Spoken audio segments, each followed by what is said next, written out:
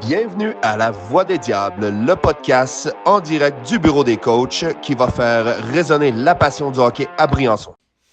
Dans ce podcast, on va voir Hugues Moreau. Pierre va nous offrir une entrevue avec le directeur en chef du McDonald's de Briançon. On va aussi recevoir Hugo Cal, nouveau joueur des Diables Rouges de Briançon. Il a 18 ans, donc je vais en découvrir un peu plus sur lui.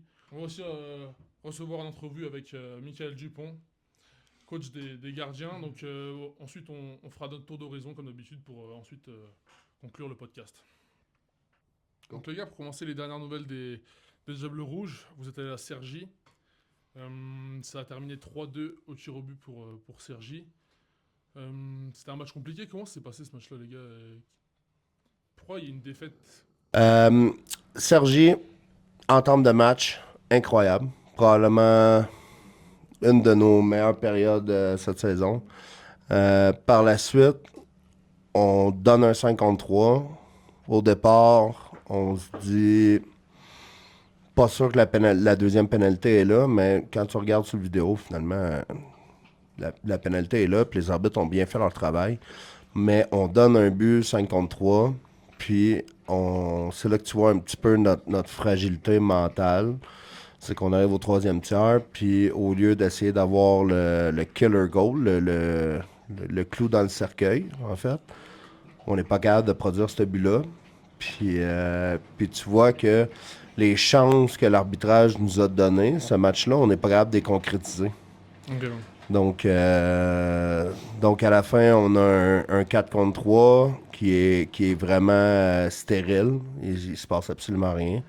Ce qu'on a changé au dernier match, j'ai hâte que tu me poses la question du prochain match. Mais c'est ça, on l'a échappé. Puis c'est dommage parce que tu vas perdre 2 points. C'est un bon match, mais tu perds 2 points. Ok, ouais. Toi, Michael, t'as regardé la séance de tir au but contre Cergy? Ouais. Est-ce que tu peux nous en dire deux mots? Qu'est-ce qui a manqué à Griff pour stopper plus de tirs que ça?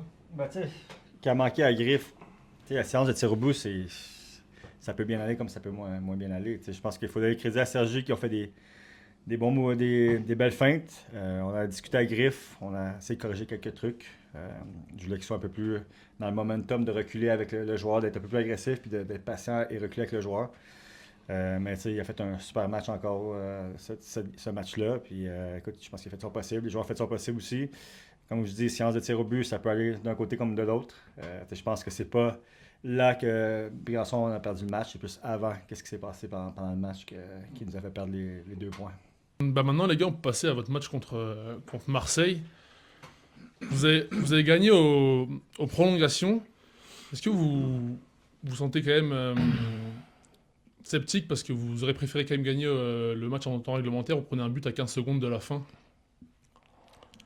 Bah, c'est-à-dire que ce match-là, la physionomie est différente. Les 5 premières minutes, moi on trouve que c'était quand même stérile des deux côtés, ça se regardait beaucoup. Puis après, je trouve qu'on a quand même, on a bien développé notre jeu, on a été intense, on a fait le travail sur les back-checks, on était présent en zone défensive, puis on a eu de grosses chances de marquer. Tu sais, je pense que il y a des choses qui ont changé, notamment notre présence devant la cage là. On a marqué sur le powerplay chaque fois qu'on l'a eu, que ce soit à 55 au premier tiers ou en prolongation. Donc tu es à 100%. Maintenant, bah, c'est comment tu gères un match à 3-0. Pierre, il a dit à l'interview hier. C'est une autre façon de gérer un match. C'était pas encore arrivé, l'équipe elle est jeune. Puis pour ton fait de jeu à la fin du match, bah, c'est sûr que quand il te reste 15 secondes à jouer, que l'équipe en face joue 6 contre 5, bah, est-ce que tu vas jouer un duel à 60 mètres de ta cage? À 100%, peut-être pas, mais c'est comme ça, c'est avec l'expérience que ça va venir. Mais le match dans l'ensemble, je pense que les gars ont quand même livré une grosse bataille, que ce soit le gardien, que ce soit défenseur d'avant, enfin tout le monde a fait un gros match. Donc je pense que ça nous met dans une bonne situation et dans une bonne dynamique pour les 2 prochains matchs de la semaine. Ok. Puis hier au match là, il y a quand même eu le retour de Barnaby. Il y a quand même un duo qui est ressorti, Chris et Barnaby, ils ont quand même fait un bon duo. Vous y attendez à ce duo-là, vous, hier? En fait, c'est eux qui ont choisi le trio. Avant que Pascal, notre président, Pascal Courtier, il avait son bord. qui était la Chaumière. Chaumière. La Chaumière. Sous du Croix, là. Puis, je ramasse à l'aéroport, au début de l'année, je ramasse Barnaby à Milan. Ramasser, c'est récupérer. Récupérer, Ouais, ouais. récupérer. Je récupère, ouais. Hein? Je le ramasse, c'est. Non, fait que je le récupère à l'aéroport, puis après ça, je récupère Stormground plus tard. Puis Colin est arrivé la veille. Non, Colin est arrivé avec nous autres. Puis finalement, les gars, on va prendre une bière. Puis les gars, ils étaient off. Ils ont du plaisir ensemble et tout. Puis à un moment donné, ils se revirent vers moi. Puis ils disent, ça pourrait pas être une ligne, ça? Nous trois. Fait que là, on a eu l'occasion de le faire. Hier, ça a fonctionné. J'espère que ça va continuer de fonctionner, honnêtement. Mais à la fin, ce qui est important de souligner avec Barnaby, c'est que dans le dernier mois, honnêtement, sa blessure, c'était supposé être de 6 à 8 semaines. Okay? Marie Pio, qui est notre kin, elle a fait un job incroyable. Je dois une bouteille de vin à cause de ça. Mais elle a ramené Barnaby plus en forme qu'il était quand il est arrivé. Puis Barnaby, Mathieu est rentré dans le bureau il y a 2 jours. Puis il a dit si je joue mercredi, je fais 4 points. Non, c'est vrai. Vraiment. Puis là, on a réussi à avoir la lumière verte du docteur parce que c'est quand même. Ce que les gens, il faut qu'ils comprennent, c'est que tu as des arrêts de travail en France pour des blessures, mais tu as des retours au travail aussi. C'est la même chose dans tous les boulots. Là. Tu as des retours au travail, puis Barnaby était pas sûr de retourner au travail. Finalement, ses pratiques étaient bonnes, son speed était bon. Puis on a réussi à avoir la lumière verte du médecin. Puis aussitôt qu'il y a eu la lumière verte, c'était les temps feu. Ouais. Puis l'autre chose, c'est qu'il a tellement bien travaillé dans le dernier mois, ce que je m'attendais pas, honnêtement. Mais il a bien travaillé. C'est un gars, il a appris à cuisiner. Il cuisinait pas là avant. Là. Ouais. Il mangeait au club. Ouais, c'est ça. Là, il est comme devenu un homme dans 1 mois. Griffin faisait à manger. Puis là, ouais, c'est ça. Griffin faisait à manger. Puis là, finalement, hier, on lui a donné un os son maillot parce que Valère était blessé. Puis il était tellement content de ça. Puis je pense qu'il a juste... Honnêtement, il a transmis sa joie au club. Puis Barnes, c'est un hockey bum. Mais quand il est là, il est vraiment là. Puis on a besoin d'un gars comme ça à Briançon. On l'a vu, sa célébration sur but en prolongation, limite. Oui, mais oui. Il a célébré avec les supporters. Il y a de l'amour là, entre les supporters et lui. L'unité diabolique. Hein? Barnaby, tout le temps. C'est bien. On aime ça. Et vous en avez pensé quoi, vous, les gars, des débuts de Hugo avec vous? Ces 3 premiers matchs, c'était quand même bon, non? Hugo a bien fait ça. Son retour en France avec les premiers matchs à Caen était bon. Il a 1 point sur les 2 premiers matchs, donc 2 points au total. Son alignement était différent hier soir, donc il avait forcément un rôle qui n'était pas le même que sur les 2 premiers matchs, mais il a du speed, il est intelligent dans ses choix de jeu. Il exécute bien, c'est ça. Ça va être un joueur complet, puis je pense qu'il a hâte de bien se préparer pour faire de bons mondiaux avec l'équipe de France moins de 20 ans au mois de décembre. T'as quelque chose à dire? Oui, je pense qu'on peut en parler de ça. Les mondiaux, ça a sorti, en fait, l'équipe finale des U20. Puis t'as quand même Antonin Finn qui est encore là, qui est capitaine. Puis Hugo Cal qui s'ajoute. Puis ça va être sa première année de 2 ans parce que j'imagine s'il fait le club cette année, l'année prochaine, il va le faire aussi. Puis je pense que ça va être une grosse vitrine pour lui. En fait, c'est une grosse vitrine. Il va se faire connaître en France, il va se faire connaître en Europe. Puis c'est la visibilité qu'il n'y aurait pas eu s'il était resté au Canada. Merci d'avoir fait ce tour d'horizon de la semaine des Diables Rouges. Bonjour Hugues Moreau. Pierre. Bienvenue à la Voix des Diables. Je veux savoir, Hugues, ça fait très longtemps que McDonald est impliqué dans le hockey, dans le 0-5. C'est quoi l'implication? Et historiquement, le hockey est très important sur Briançon déjà, parce qu'on est à Briançon aujourd'hui. Philippe Hamon, le franchisé depuis maintenant une vingtaine d'années sur Briançon, déjà avait connu le hockey à Grenoble, parce que dans sa carrière professionnelle, il est resté quelques années sur Grenoble. Quand il arrivait à Briançon en provenance de Toulouse, il connaissait pas grand monde, et c'est vrai que déjà à l'époque, ses premiers contacts, prises de contact avec les élus, avec les autres chefs d'entreprise du Briançonnais sont faits par l'intermédiaire d'une soirée à la patinoire à Briançon, au VIP, où après 4 mois de reprise de l'activité, il a pu prendre vraiment des contacts avec le plus grand nombre au travers d'un match de hockey. Hugues Moreau, c'est un joueur de hockey. Raconte-moi ton parcours. Alors mon parcours, moi j'ai commencé le hockey, j'avais 4 ans à Grenoble. J'ai joué jusqu'à mes fin d'année junior à Grenoble. Après je suis parti faire mes études et jouer à Strasbourg. Donc j'ai fait à l'époque c'était junior élite à Grenoble. Je suis parti pour mes études au 3e niveau français qui était la D2. On a fini vice-champion de France de D2 en perdant en finale contre une équipe qui s'appelait Briançon. Donc Briançon et Strasbourg sont remontés en D1 la même année. Et au bout de ma 2e saison à Strasbourg, j'ai intégré l'équipe de France militaire de hockey sur glace qui était basée à Briançon. Okay. Donc à l'époque, le service militaire était encore obligatoire. Et il y avait ce qu'on appelle en France le bataillon de Joinville. Tu pouvais faire ton service militaire si tu étais sélectionné dans l'équipe de France militaire. Donc je suis arrivé à Briançon par ce biais-là. Et j'ai joué 10 saisons pour les Diables Rouges entre l'AD1 et à l'époque le top 14, l'équivalent de top 14, voilà, qui était la Ligue Magnus actuelle. Voilà. Plus beau souvenir hockey à Briançon? Plus beau souvenir, il y en a plein. Plus beau souvenir dans l'organisation ou en tant que supporter, le titre en Ligue Magnus. Et pourtant, j'étais plus joueur. Très beau souvenir, le titre en D1 en tant que joueur en 97. Et puis après, les souvenirs, c'est la vie dans le vestiaire, la vie dans le bus avec tous les gars français, canadiens, finlandais avec qui j'ai pu jouer.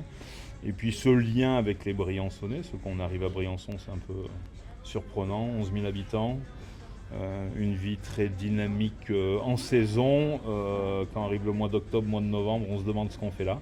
Ouais. Mais quand on arrive ici par le biais du hockey, voilà. Moi je suis arrivé de Strasbourg, une grande ville française, 400 personnes à la patinoire, pour débarquer à Briançon, 11 000 habitants. Et à l'époque en D1, on avait des affluences à entre 1500 et 2000 personnes par match. Donc voilà. Donc c'est bien quand ça tombe bien. Puis des fois, le dimanche, tu vas pas acheter ton pain quand t'as pris une volée contre toi. Juste, t'as vécu le vrai chaudron. Ouais. Raconte-moi quand t'es joueur, je vais mettre tout le monde en contexte, là, parce que moi je l'ai vu en arrière du banc quand l'aréna est pleine. Le chaudron, c'est bruyant. Tu le vis comment comme joueur? Là, un René Froger plein, là, c'est comment tu le vis comme joueur? René Froger plein, je pense que c'est comme tout sportif, quand tu sens que les gens vibrent en même temps que toi, en tant que joueur, c'est vraiment une énergie qui est folle. Après, comme je le dis, à Briançon, c'est que les gens qui vibrent derrière toi, c'est les gens que tu croises tous les jours en ville. Quand tu joues à Grenoble, quand tu joues à Rouen, il y a les supporters de la patinoire qui sont les supporters de la patinoire. Les fans qui suivent l'équipe. À Briançon, quand tu as 2000 personnes à la patinoire... c'est les 2000 que tu vois en ville après. C'est un quart de la population briançonnaise, quoi. Donc voilà, ça a un poids particulier. T'es professionnel, donc t'es là pour faire ton job et le mieux possible. T'es compétiteur, donc t'es là pour gagner. Et quand c'est le chaudron, t'es compétiteur, t'es professionnel et tu as envie de le faire aussi pour les gens de la ville, quoi. En date d'aujourd'hui, c'est quoi ta relation avec le hockey? Est-ce que tu viens à l'aréna souvent? Est-ce que... Moi, je suis derrière le banc, je regarde pas si t'es là, mais est-ce que tu viens souvent? Alors moi déjà j'habite à 100 mètres de la patinoire, donc j'y suis très souvent. Je suis allé voir beaucoup de matchs. Je vais voir quasiment tous les matchs à domicile. Je vais voir aussi pas mal de matchs à Gap. D'ailleurs le début du calendrier était plutôt bien fait, ce quand Briançon jouait à l'extérieur, Gap jouait à domicile. Donc ça permettait d'aller voir un grand nombre de matchs. J'avoue qu'il y a quelques années où j'ai souffert, j'ai eu mal à mon hockey. J'ai eu mal à mon hockey Briançon. Je regardais de loin, je souffrais pour Briançon aussi. Ouais, j'ai eu du mal à mon hockey briançonnais ces 2 dernières années. C'est pas parce que tu es là, c'est une réalité.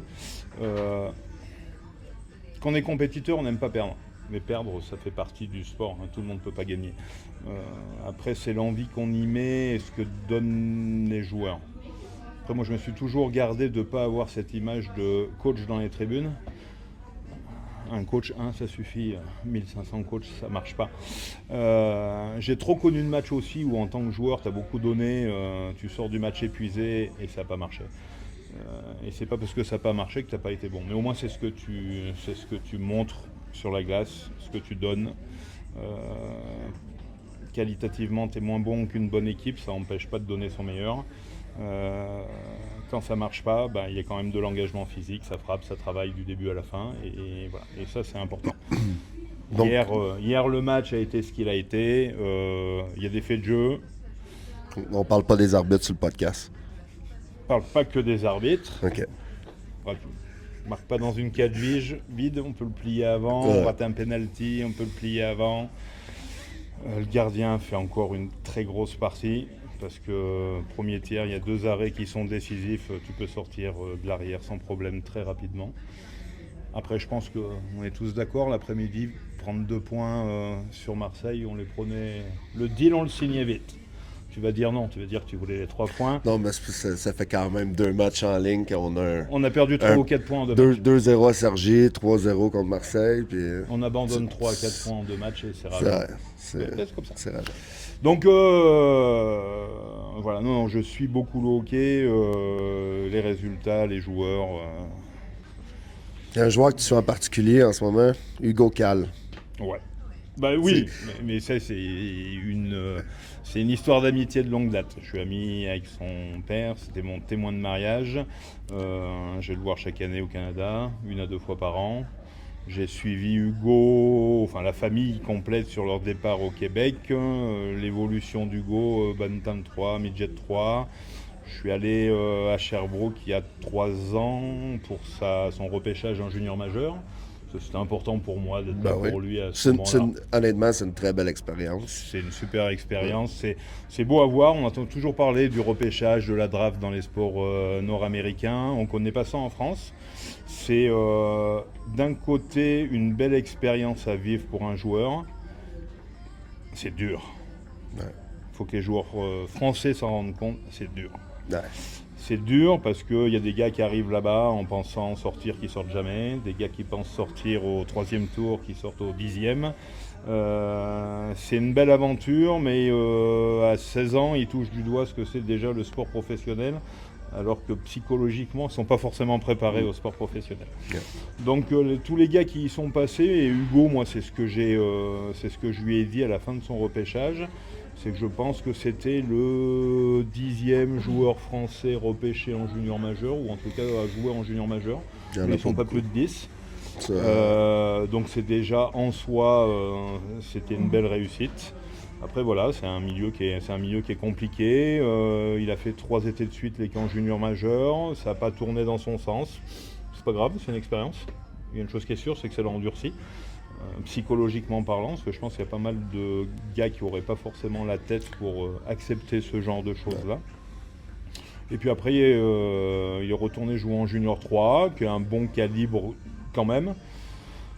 Mais il y a des choix à faire dans une carrière, dans une jeune carrière de sportif.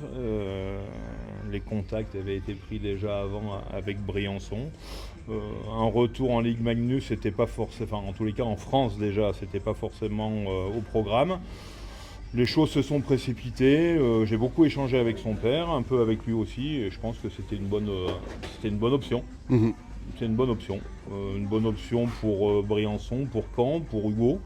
Après maintenant, comme je lui ai dit, tout est à faire. Ben là, il y a sa convocation, c'est maintenant confirmé, il va aller avec l'équipe de France Sub-20, donc c'est plutôt pas mal, puis je pense que ça amène beaucoup de positifs dans la suite des choses pour Hugo, donc c'est bien. Hugues, je te demande une question, combien d'employés chez McDonald's à Briançon? Ça fait vivre combien de personnes?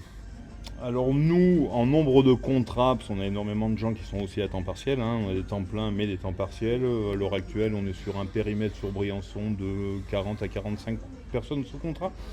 Donc ça va du petit étudiant, du jeune étudiant lycéen de 16 ans et demi qui a un contrat 6 heures par semaine, aux salariés dont c'est le métier et qui est à temps plein. On sait que le tourisme, c'est extrêmement important pour le Briançonnais. Ici, vous le vivez comment, le tourisme? Parce qu'à la fin, McDo, c'est une image de marque mondialement.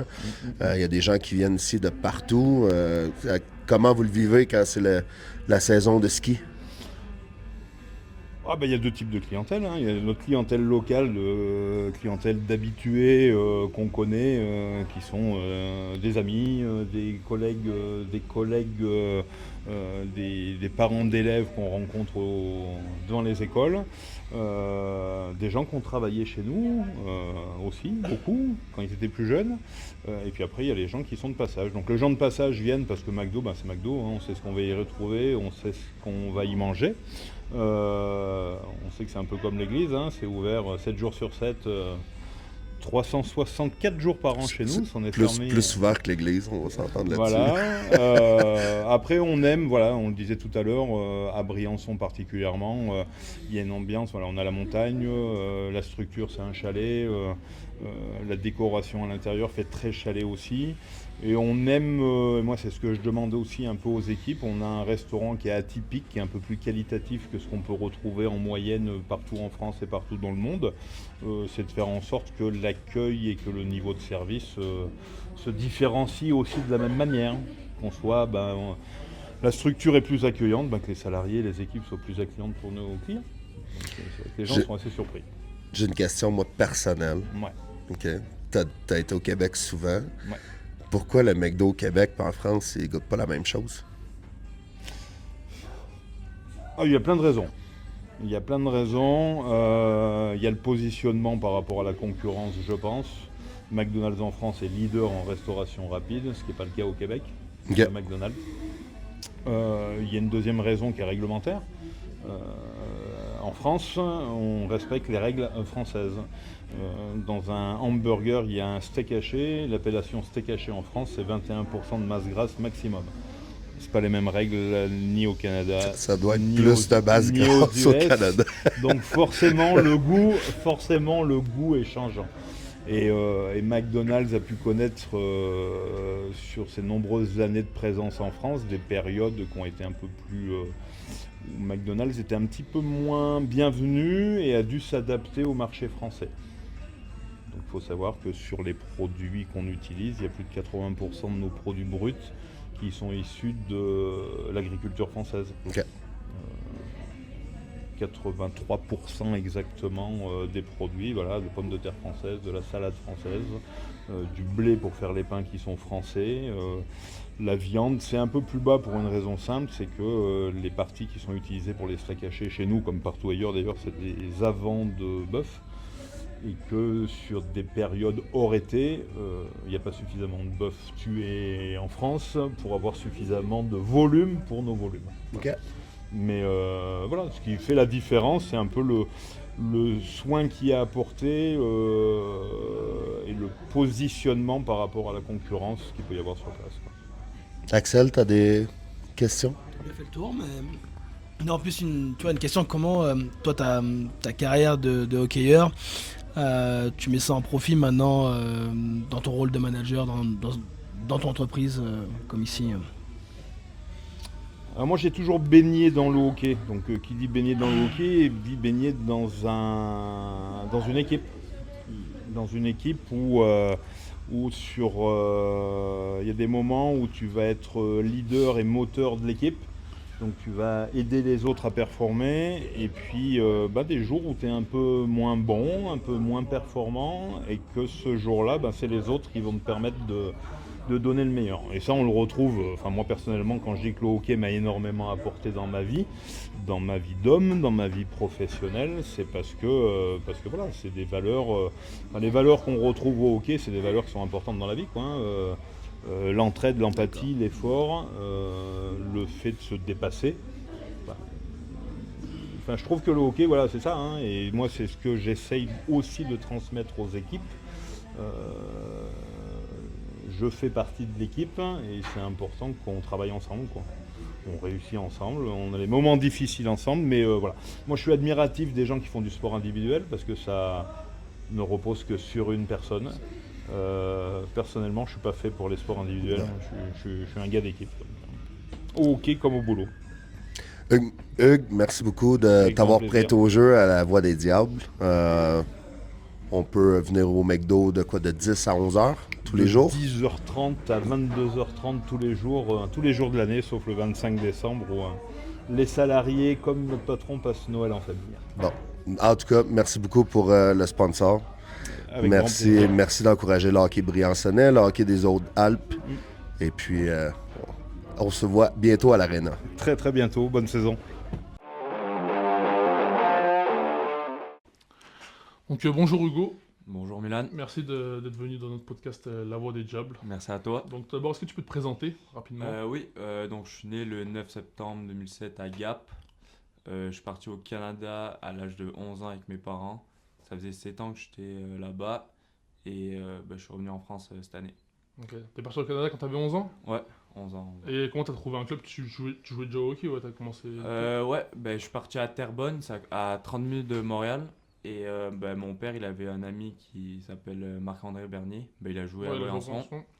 Et du coup, on s'est installé à Terrebonne. Et l'équipe de là-bas, c'était les Conquérants, ça s'appelait. Ok. Donc ça, c'est ce qui regroupe les catégories Pee-Wee, Bantam et Midget. Du coup, j'ai commencé Pee-Wee là-bas et je suis allé ensuite Bantam et Midget là-bas. Après, le niveau de tes ligues, ça a augmenté au fur et à mesure du Ouais. temps que t'étais au Canada? Ouais, Pee-Wee, Bantam, c'était Pee-Wee 3, Bantam 3, Midget 3 et après Junior. Et comment t'as commencé le hockey, toi? Parce que t'as une famille d'hockeyeurs quand même, toi? Mon grand-père, Ouais. ouais, mon oncle et mon père. C'est mon père qui m'a fait commencer le hockey à l'âge de 3 ans. Donc c'est grâce à lui que j'ai commencé le hockey. Ouais. Ok. Donc maintenant, on va venir sur ton retour en France. Ça s'est fait comment ton retour à Briançon? Ça allait pas trop dans mon équipe, je te dirais, cette année. Et Pierre, il m'a contacté, ça a pris 2 semaines. J'ai hésité au début et je me suis dit que c'était une bonne opportunité pour revenir en France. Je voulais revenir l'année prochaine, mais je me suis dit pourquoi pas cette année. Et j'ai accepté l'offre de Pierre et voilà. Comment s'est passé ton intégration, toi, avec l'équipe? Ça s'est vraiment bien passé. Je te dirais, le capitaine Stromy il m'a bien intégré. Chris Collin aussi. Je connaissais déjà Tosh, Antonin Tosh, ouais, Flynn. ouais. Je jouais avec lui en équipe de France U18 et là, au championnat du monde, on va être ensemble en Slovénie, donc ça va être bien. Sinon, tous les gars sont sympas, je me suis vraiment bien intégré à l'équipe. Ok. Et du coup, l'équipe de France, toi, il y avait un tournoi des 4 nations. Du coup, t'es pas allé parce que t'étais au Canada, c'est ça? Ouais, en Italie. Ouais. Je devais y aller, mais vu que j'étais au Canada, j'ai pas pu. Ok. Donc maintenant, on va essayer d'en découvrir un peu plus sur toi, toi personnellement. Est-ce que t'as un rituel, toi, avant les matchs? Après le morning skate, je te dirais, je rentre chez moi, je mange un petit pas de pâte avec pâte au beurre, avec du fromage. Ouais. Après une petite sieste, je m'habille, j'écoute beaucoup de musique. Hmm. Et avant j'arrive à la patinoire, on joue au nouveau avec les gars, donc ça c'est cool. Et sinon, non, pas trop de rituels pour m'habiller ou quoi que ce soit. Ouais. Je m'échauffe. T'es pas trop superstitieux? Non, Du coup, t'habites où, toi? T'habites à Briançon, là? Ouais. j'habite à Briançon chez ma grand-mère, Ah ouais. Marie, ouais. Ok. T'écoutes quoi comme musique, toi, avant les matchs? T'as une playlist particulière ou... J'écoute beaucoup de rap, je te dirais, Gazo, Maître Gims, pas mal ça.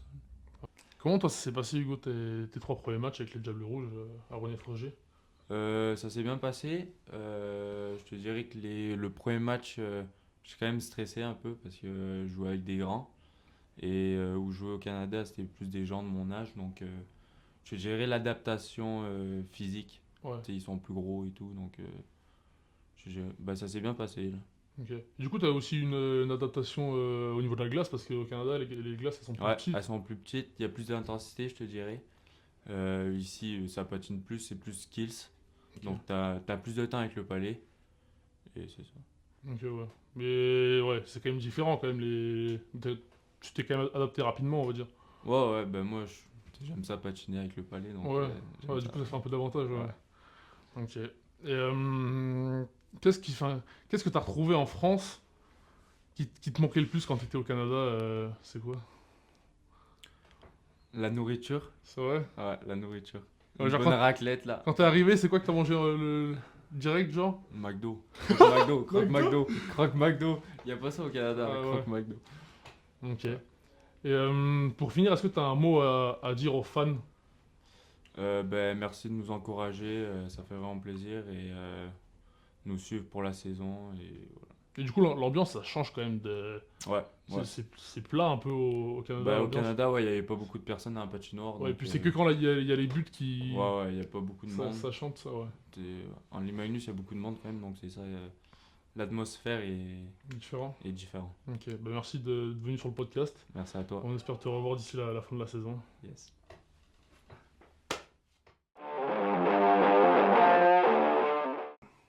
On a Michael Tremblay Dupont en entrevue. Non, Michael Dupont en entrevue. Salut, ça va bien? Ça va et toi? Super. Top. Top. Gros, tu représentes les couleurs, man. Je suis content. Ça? Je suis vraiment content. On a trouvé un budget pour t'habiller. Ouais. C'est parfait. Michael, pourquoi t'es entraîneur de gardien? C'est quoi ton passé, Michael?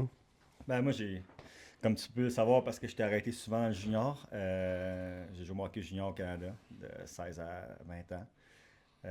J'avais commencé en Europe à jouer au hockey, parce que mon père il a joué dans la Ligue nationale il y a très longtemps. Il a joué en Suisse après pendant 10 ans.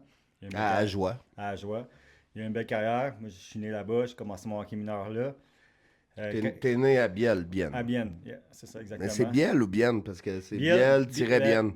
Biel, c'est en allemand, Bienne, c'est en français. Parce que là-bas, il y a 4 sortes de langues, français, italien, allemand, puis c'est quoi l'autre? Je me rappelle même pas, mais il y a une autre sorte de langue aussi. Fait que Biel, c'est en allemand, puis Bienne, c'est en français. Fait que j'ai resté là jusqu'à 7 ou 8 ans. Après, quand sa carrière est finie, on est allé au Canada. J'ai continué mon hockey, tout ça, j'étais une gardien de but. J'ai eu la chance après d'être repêché junior majeur à 16 ans. Après, j'étais allé jouer pendant 4 ans dans le junior majeur de 2004 à 2008. Après, j'ai eu la chance en 2006 de me faire repêcher en Ligue nationale avec les Flyers. Après, j'ai joué 4 ans après. Malheureusement, après ma 4e année, j'ai pas eu la chance de signer de contrat avec eux autres. Fait que, puis vu que j'avais une licence suisse, j'étais allé jouer en Suisse. Fait que j'ai fait quelques années en Suisse. Après, j'ai joué en France aussi. Fait qu'après ma carrière, je suis revenu au Canada. Je peux pas considérer que j'ai eu une super belle carrière. J'ai eu beaucoup de hauts, beaucoup de bas. Mon problème, c'est beaucoup de mental. Je m'écrasais sur la défaite ou j'avais peur. Fait que t'es turbo faible mentalement. Très, très turbo faible mentalement. je ne pouvais que aider tout le monde. Fait que non, mentalement, j'avais de la misère à gérer la pression d'être bon ou d'être mauvais une game. Fait que, mais je trouvais que le coaching, je pouvais aider les autres parce que j'ai été numéro 1, j'ai été adulé junior, j'ai été hué junior, j'ai été repêché, j'ai eu des échecs. J'ai été numéro 1, numéro 2 dans les estrades. J'ai des blessures. J'ai tout pas mal. Chaque gardien qui peut venir me voir, qui me parle d'une histoire, je vais être capable Tu de l'expérimentes. l'expérimenter puis lui faire comprendre que ça peut arriver puis qu'est-ce qu'on peut faire pour changer ça. J'ai commencé à travailler comme gardien de but avec une compagnie qui s'appelle Paramount Hockey, qu'on fait du privé. Ça, c'est ta compagnie. Non, ça c'est la compagnie Olivier Gervais qui s'appelle, qui est le boss de ça. Puis nous, on est 5 coachs. Au début, il était 3 coachs. Puis moi, Olivier, quand je suis arrivé, ça faisait longtemps que je le connaissais. J'ai dit, j'aimerais ça coacher tout ça. Fait qu'on se connaissait un peu, on s'est entraîné ensemble. Il dit, regarde, viens, essaye ça, puis tout ça. Puis je trouvais ça super, qu'est-ce qu'il faisait. Il y avait une super belle ambiance. Il y avait beaucoup les jeunes goalers, tout ça. Fait que ils m'ont comme impliqué dans la compagnie. Fait que ça fait 7, 8 ans à peu près que je coach avec eux autres. Mais, fait que, tu sais, maintenant, on gère, on voit à peu près 500 goalers par année. On voit du junior majeur, on voit du universitaire, l'été, on voit des gars de la junior, pro. du NCA, du pro, du mineur. Fait que, on touche vraiment à tout, même des old de 50 ans qui viennent faire des cliniques avec nous autres. Fait que Ah ouais. Ah ouais, tu sais, fait que... Le gars, il va être bon dans sa ligue de bière. ouais, man. exact. Hey, by the way. Ouais. Là, on parle de ligue de bière, mais bière sans alcool ici. C'est bon pour tous vos parties de Noël. Hein? Parce que, tu sais, on s'entend à Briançon, le monde aime ça consommer de la bière sans alcool. Fait que c'est présenté par La Tourmente, le Crunier, La Tourmente, comme au bistrot. Très, très bon. Tu y as goûté? Ouais, ouais, c'est ça ici. Ouais, c'est vraiment bon. Ouais, Ouais, attends. c'est ça. Pour trouver ça où, à Gap, Sisteron À Gap, Sisteron, et Briançon, hein, à la Grand Boucle. Hein, c'est important. On va encourager les produits locaux.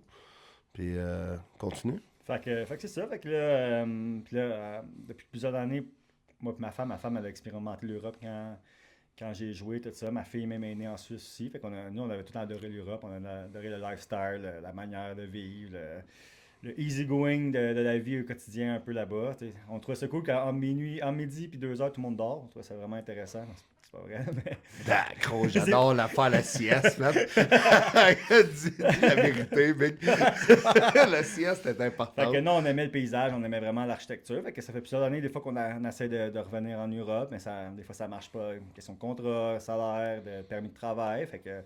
Puis cette année, l'année passée, j'avais commencé à te parler un peu des projets. Tu me disais, on a peut-être quelque chose à faire, quoi que ce soit. Puis entre-temps, j'avais parlé à Nice aussi avec Jean-François Dufault qui avait un projet. Puis les autres aussi, ils disaient, tu sais, pour l'instant, peut-être cette année, on n'a pas de budget pour engager, mais peut-être à temps partiel, on pourrait voir qu'est-ce qu'on pourrait comme opportunité. Puis après, vous êtes parlé ensemble, voir qu'est-ce qu'on pourrait faire comme setup qui pourrait être intéressant pour moi et pour les deux clubs aussi. Fait que ça a commencé de même.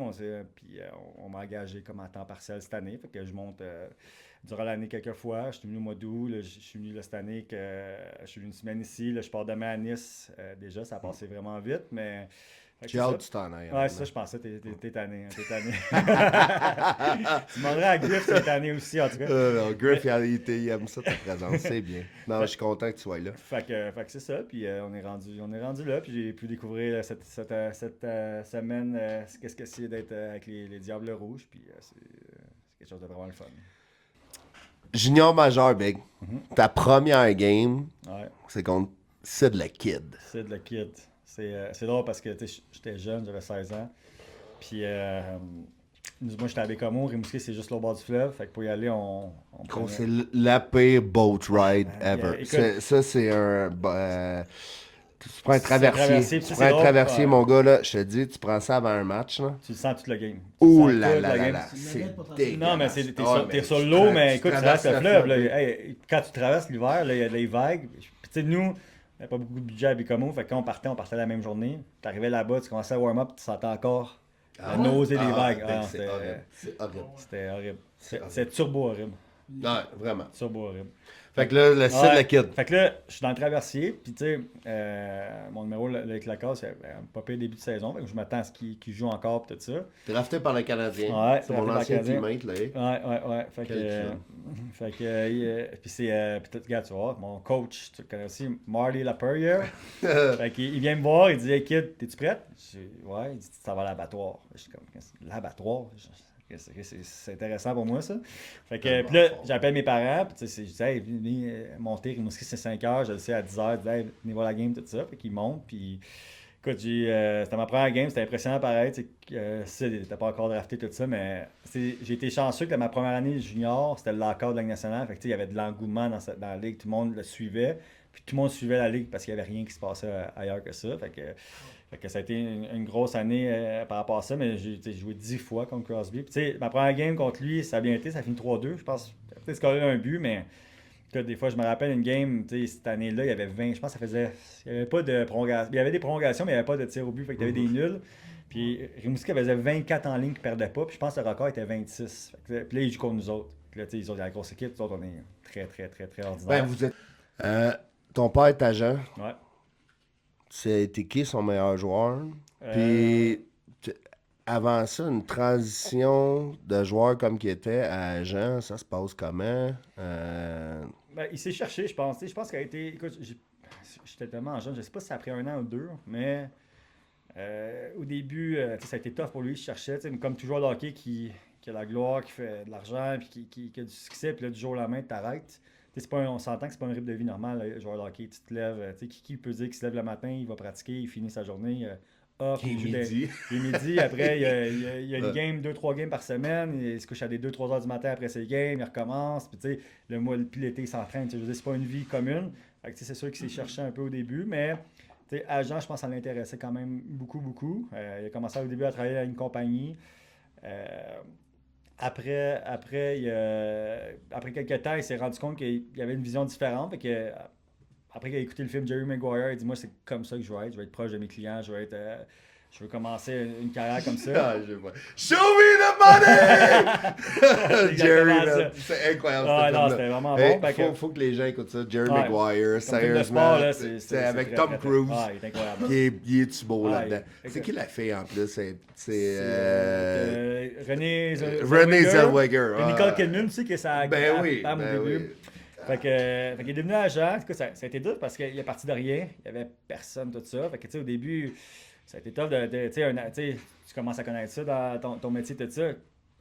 Quand tu t'investis dans quelqu'un, l'argent que tu vas faire avec lui, c'est dans 10 ans à peu près. Là, puis si il produit, parce qu'on s'entend qu'il y a 5% de ses clients qui ont rapporté en bout de ligne, tu sais, puis il a investi beaucoup, mais tu sais, il a cru fort en ça, puis ça a pris longtemps, puis tu sais, il y a eu des joueurs à travers, il y a eu Patrick Traverse qui a joué quelques années, Serge Aubin qui a joué à national aussi, Phil Dupuis qui a joué un petit peu aussi, Jeff Deslauriers, Jean-François Jacques, tu sais, c'est des gars qui ont à un moment donné ou un autre. Juste, t'as joué à Bécamo. Ouais. JF Jacques, le gros, là. Ah, c'était un train. Non, j'étais un défenseur. Non. Je peux te jurer une affaire. Il y en a plus des gars de même. S'il dompe le puck dans ton coin, laisse-les passer en premier. Le timing qu'il y avait, hein. Non. Il gilait le monde, là. Gros, Pas tu veux- salaud, là. tu veux pas perdre. salaud. Non, Pas tu salaud. veux perdre ta vie, par exemple, vas-y chercher le puck, le gros. Écoute, quand tu Vas-y, ah, man. non, quand t'étais Hey double, tu commençais, boy. t'entendais les coups de patin en arrière, là, tu savais que. Ah, écoute, T'as un c'est- choix de 2 Edmonton, Ah. le gars turbo-violent. ah, Turbo-violent, man. Gros, ça n'a aucun sens. Non, Ok, fait que, continue, je m'excuse. Je m'excuse. c'est correct. Fait qu'il y a eu ça, mais il y a eu son plus gros client, ça a été probablement son client qui pensait pas que ça allait faire ça. Tu sais. Ouais. Jason Pominville, qui a eu une carrière incroyable, sur 1000 matchs, mais tu sais, c'était le real deal comme professionnel, comme joueur de hockey dans la Ligue nationale. Tu sais, lui, il a commencé Bantam, il était tout petit. C'est un bon joueur, mais tu sais, tu te dis, ça va-tu finir à quelque chose, quoi que ce soit. C'est un long shot, puis tu sais, lui, après, il a joué junior, il a été bon à Shawinigan, tout ça. C'était un shot. Shawinigan, dans le temps, c'était des petits gars. Là. Ah, T'avais Jonathan Bellemare, man, il était 5 et 7, 5 et 8. qui était là aussi. Ben Mondou, T'es-tu après ou peut-être après? c'est peut-être sa première année. Ouais, Sa ouais, première c'est année ça. à Ben. Ouais. Puis. J'ai trop de souvenirs de ce Ouais. gars-là, man. Trop de souvenirs. C'est mon gars, ben. Mais gros, t'avais Armand Berzins. C'était un des Euros. Olivier Michaud puis dans les nets. Olivier Michaud dans le net, ouais, qui a Ouais, joué pour la dans les Canadienne de bonnes Montréal, Ouais. qui est coach, qui est pour rendu- Drummondville qui est goalie aussi. coach à Ouais. Drummond. Pour les Mais filles. c'est. Puis il y a Edmonton. Il a joué Oilers d'Edmonton. Il est arrivé, gros, 3 4e goaler, man. Je sais pas trop. Les deux autres se blessent. C'est qui ça? Ah, le goaler. Oli Michaud. Non, Edmonton? Ah ben oui, oui. c'est vrai, là, ils sont Ben 20 ouais. minutes, il a joué 20 minutes, 14 saves en plus. Ben là, je me rappelle. Toi, il était blessé, il était callé up pendant l'année junior. Ouais. Ouais, fait que c'est ça, lui. Puis après, il a joué comme 4-5 ans dans la Ligue américaine.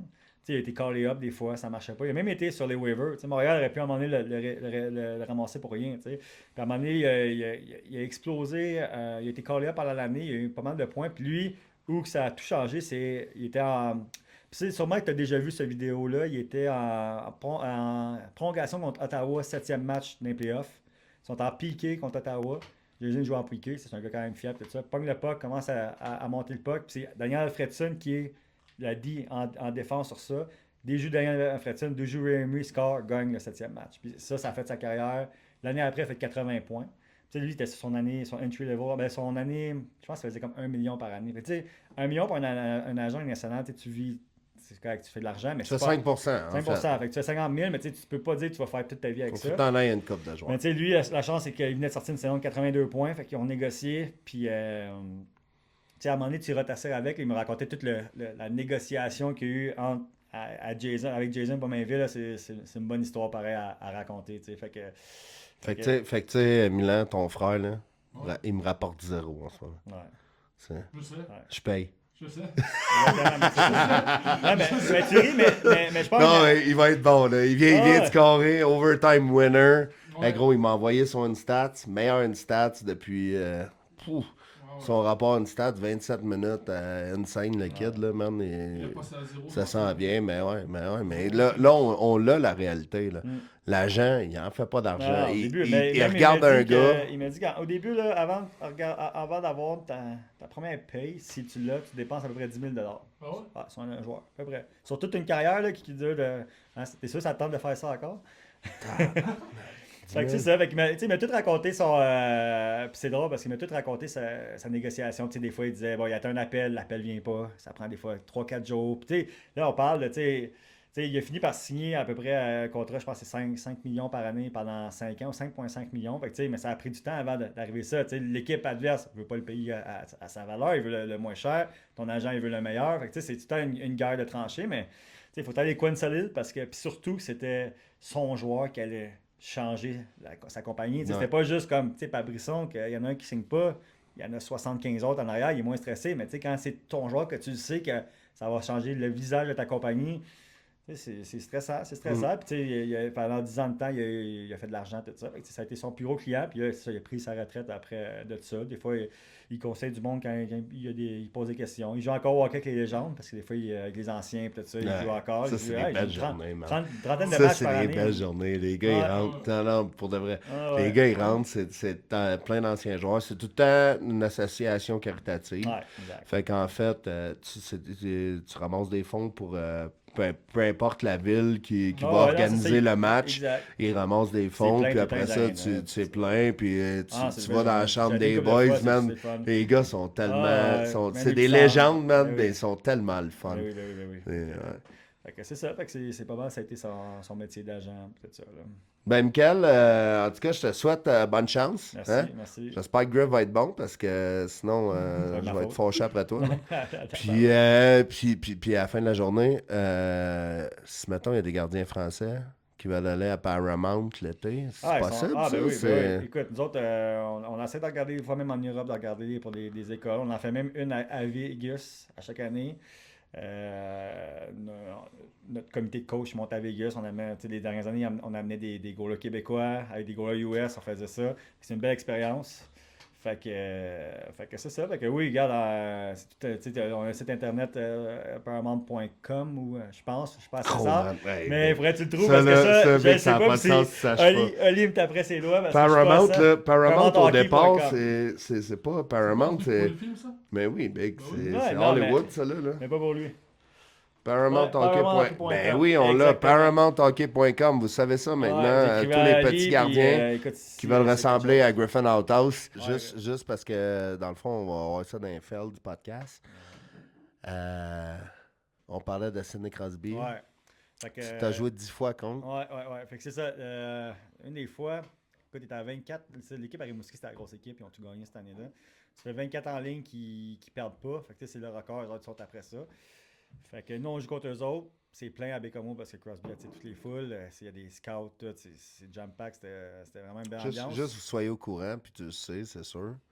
Il faisait une pièce, $1 du billet. Il y a 4500 personnes qui Sérieux? Ça, rentrent je savais même pas ça. à la maison. Fait À que la tous maison. les matchs à la maison. Là, on est à Il a Bécomo. signé un contrat. OK, ouais, mais tous les matchs à la maison, à Rimouski, il faisait $1 du billet. C'est ça qui était payé le temps qu'il a joué junior, man. Fait un peu d'argent, là. 3500. Moi, j'étais Tu sais, payé c'est 40. minimum 4500 balles la game. Puis nous, dans ce temps-là, Il y a on était payé- 35 games à la maison. Nous, on était payé 40$ par semaine. Ouais. On était plus payé sur le chômage l'été parce qu'ils mettaient Gros, on la était pension. riche, man. On était riche dans le temps. Très riche. Ça n'a pas changé en plus, ça le paye. Ça n'a pas changé. Non, c'est- Zéro une barre. Ouais. Fait que là, c'est ça. Fait que là, on est un match à Bécomo. C'est de l'ambiance. boum, on gagne 5-1 en milieu de deuxième. Et 5-1, là, on est comme, ouais, on va gagner cette game-là. C'est que tout se passe bien. Crosby, il n'y a rien, il se passe rien. Moi, ça va bien, je me sens bien, tout ça, je gagne une bonne game. Puis là, il y a un dégagement dans ma zone. Fait que je reçois le puck, je lance au gars, je lance à l'arbitre. Crosby fait juste un tour, puis il me dit juste, hey, t'es chanceux, mais je m'en viens. Moi, j'ai 16 ans, je suis juste content d'être là. Fait que je dis, OK, tu t'en viens. Hop. Moi, j'ai. Tu t'en viens. Fait que je dis, OK, pas de trouble. Fait que la mise en jeu, dans le fond, moi, je m'en fous, tout ça. Je fais mes affaires. On gagne la mise en jeu. Crosby patine, récupère la puck, ça va échapper. Puis score. C'est la première fois que j'avais vu un gars être capable de shooter en patinant. J'ai même pas bougé, je pense. J'ai même pas bougé, il score. Fait 5-2. Fait que 5-3. En troisième, ils ont shoté, je pense, 22 fois. Ils ont fait 5-5. Puis en prolongation, ça finit 5-5 cette game-là. Je pense qu'il y avait 55 shots. Là. Ça n'avait aucun sens. Fait que les autres, ils ont comme continué leur streak à cause de ça. Puis ils l'ont gagné après deux games plus tard. Ils ont battu le record. Fait que, non, j'ai joué souvent contre lui, mais pour moi, c'était. Ma bonne affaire que j'étais jeune. Fait que j'étais un peu fringant, un peu dans le sens qu'un peu. Le jeune innocent que je fais juste goaler. J'ai eu la chance ma première année de goaler 50 games. Ce qui est très rare quand tu arrives dans la ligue comme pour un goaler. Oui. Mais ça allait tellement bien. Puis... Mais c'est ça qui a fait qu'après, ça a été plus dur. C'est que j'ai commencé à mettre de la pression après. L'année après, c'est mon année de draft. Je veux performer. Puis j'ai moins performé des années avant parce que j'étais plus capable de retrouver le plaisir que j'avais eu de cette première année. Là, exactement. On en a parlé. Le mec, ça fait une semaine qu'il reste chez nous. On en parlait. On était comme, il faut parler de Sidney Crosby. Moi. Moi, je suis à l'île du Prince-Édouard, puis je compte ça de la kid, man. Puis d'un, j'ai pas le droit d'embarquer sur la glace quand il est là. Mais là, ça donne que je suis là, tu sais. T'as d'abord shifté, puis, hein? Ouais. 2 minutes, t'étais là. Changé, Birdie. Gros. Je peux le faire. Puis là, j'arrive, puis je dis, do you wanna go? C'est de la kid, do you wanna go? Puis il me répond, who the fuck are you? J'ai été me coucher, man. Dans la niche. Anyways, merci, mec. Merci d'être prêté à la Voix des Diables, le podcast. L'autre chose, merci de ma part, puis de la part de Nico Tomasini, puis Jeff Dufault, qui diront peut-être pas merci, hein, dans ta face. Mais je remercie pour les deux organisations de ton travail. C'est vraiment cool que tu sois même là. pour moi, c'est ma première expérience pro. Puis hier, c'était ma première expérience avec les... grosse victoire, là. Ouais, puis c'est ma première expérience de saison. Puis je pense que j'étais aussi fébrile puis nerveux en haut que quand je jouais ou quoi que ce soit. J'étais excité, j'espérais qu'on gagne, tout ça. Fait que, non, pour moi, c'est moi qui vous remercie aussi parce que c'est une belle expérience qui commence pour moi. Rock and roll. Yes.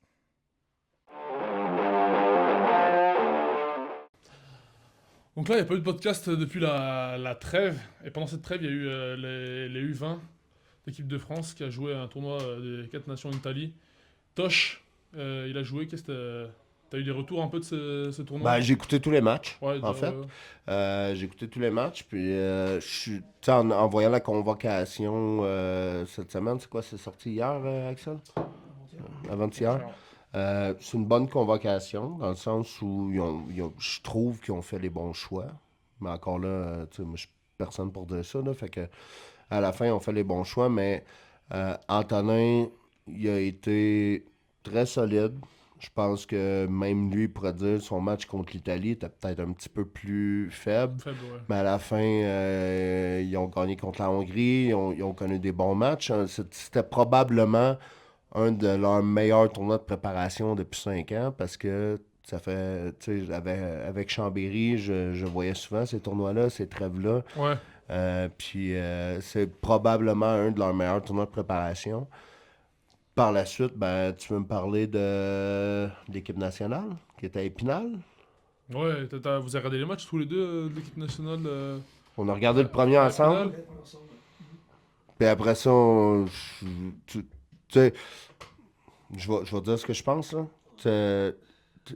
Honnêtement, ils ont un très bon tournoi. Est-ce que c'est à cause que c'était à Épinal? Je pense pas. Mais à la fin, tu bats le Danemark, tu bats la Norvège. Julian Janka, il était très bon dans le premier match. Nekar est encore meilleur dans le deuxième. Il a fait un blanchissage. Nekar, c'est 2005? 2005. Il jouait pas avec ton frère? Si, c'est ça. C'est en 2005? Ouais, 2005. Ouais. Mais gros, il a vraiment été solide. Puis t'as Antoine Keller, il est à South Carolina. Ben, il était à South Carolina dans East Coast. Il joue avec Simon Pinard, qui est un de mes clients. Puis là, il vient de signer à Ajoie. Donc, c'est drôle. Honnêtement, là, le monde est petit. Là, aujourd'hui, avec Michael Dupont qui est là, mais Antoine Keller, tu sais, je pense que l'équipe de France, dans le filet, sont bien nantis.